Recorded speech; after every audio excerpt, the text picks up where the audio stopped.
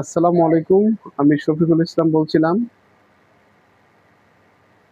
আজকে আপনাদের সাথে আমি একটি অনলাইন ক্লাস নিতে চাচ্ছি। সেই ক্লাসটি হচ্ছে আজকে আমাদের অর্থের সময় মূল্যের উপরে ২ নাম্বার ক্লাস।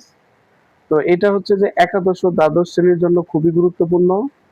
পাশাপাশি যারা সায়েন্স থেকে ব্যবসা শিক্ষায় এসেছেন তাদের জন্য আরো খুবই ইম্পর্টেন্ট। তো আমি আজকে চেষ্টা করব যে কিভাবে ফর্মুলাগুলো বুঝতে পারবো আমরা। তো আজকে যে ফর্মুলাটা আলোচনা করব আমরা বর্তমান মূল্য এবং ভবিষ্যৎ মূল্যের যে কিস্তির ফর্মুলাটা, এই কিস্তির ফর্মুলাটা যদি আমরা বুঝতে পারি, এখানে দুইটা বিষয় আছে। সেটা হচ্ছে যে একটি হচ্ছে অ্যানুইটি ডিউ এবং অর্ডিনারি। ডিউ মানে হচ্ছে শুরুতে, এটা বছরের শুরুতেও হতে পারে, মাসের শুরুতেও হতে পারে, এবং শেষে হলে আপনার হবে অর্ডিনারি। তো সেক্ষেত্রে প্রেজেন্ট ভ্যালুর দুইটা ফর্মুলা রয়েছে। একটা, যেমন যদি ডিউ হয় তার মানে এটা শুরুতে এই ফর্মুলাটা আমাদের আসবে, যে ফর্মুলাটা আমরা দেখি, এ মানে কিস্তির পরিমাণ A into 1 minus 1 divided 1 plus I power N whole divided কি আই ইন্টু 1 প্লাস আই। এই ফর্মুলাটা হবে কখন? যখন শুরুতে লেখা থাকবে। যদি শুরুতে না লেখা থাকে তাহলে আমরা এটা দিব না, আমরা অর্ডিনারি দিব, যেখানে লাস্টে 1 প্লাস আই থাকবে না। এটা যদি ফিউচার ভ্যালুর ক্ষেত্রে হয় সেম, তবে এখানে একটু চেঞ্জ আছে, A into 1 plus I power N minus 1 whole divided I into 1 plus I. যদি এটা কি হয়, যে শুরুতে বললাম যে ডিউ, আর অর্ডিনারি হলে সেটা থাকবে না।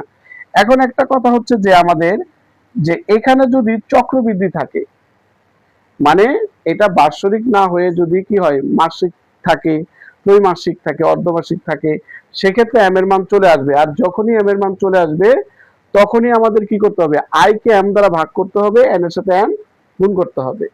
তো এটা আমাদের জানতে হবে। তো আমরা এখানে আরো কিছু ফর্মুলা রয়েছে, যেগুলো হচ্ছে যে মিশ্র ফর্মুলা। যে মিশ্র ফর্মুলা মানে কি, একাধিক বছরের টাকা আলাদা আলাদা থাকবে, সেগুলো আলাদা আলাদা ভাবে বের করে এনে প্রেজেন্ট ভ্যালু বা ফিউচার ভ্যালু বের করা যায়। ওটা নর্মাল, ইটস নর্মাল, ওটা আপনারা একবার দেখলেই পারবেন। আর যদি সমস্যা হয় আপনাদেরকে আমরা দেখিয়ে দেব। এখানে আরেকটা সবচেয়ে গুরুত্বপূর্ণ এই অধ্যায়ের মধ্যে আছে, যে একটা পার্ট আছে, সেটা হচ্ছে যে ঋণ পরিশোধের তালিকা।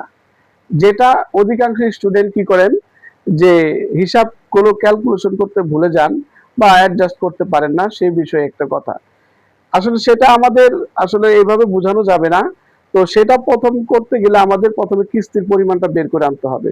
যদি প্রশ্ন দেওয়া থাকে সেই আলোকে আমরা আমাদের ওই তালিকাটা পূরণ করব, যদি না থাকে আমরা আগে কিস্তির পরিমাণ বের করে নেব। অনেক সময় দেখেছি যে বিভিন্ন প্রশ্নে গ নাম্বারে বের করতে হয় কিস্তির পরিমাণ, আর ঘোরাতে গিয়ে মানে ঘতে গিয়ে আমাদের সেটা তালিকা দেখাতে হয়। তো সেটা কিভাবে দেখানো হয় আমরা আপনাদের ক্লাসের মাধ্যমে দেখাবো, যাতে আপনারা কি করতে পারেন, সেটা বুঝে নিতে পারেন। এবং আরো যদি আপনাদের কিছু এই অধ্যায়ের মধ্যে জানার থাকে, আপনারা আমাদেরকে কি কমেন্টসে জানাবেন, এবং আমরা সেই কমেন্টসের উপরে আবার দেখে তারপরে আমরা কি করব, ক্লাস দেওয়ার চেষ্টা করব। তো আশা করি আপনারা বুঝতে পেরেছেন। তো এখানে আরেকটি কথা, সর্বশেষ কথা, আমরা কিভাবে ইন্টারেস্ট বের করা যায়, কিভাবে এন বের করা যায়, সময় বের করা যায়, সেটাও আমরা দেখাবো। তো আপনারা আমাদের চ্যানেলের সাথে থাকবেন। ইনশাল্লাহ নেক্সট ক্লাসে আরো বিস্তারিত কথা হবে। ধন্যবাদ। আসসালামু আলাইকুম।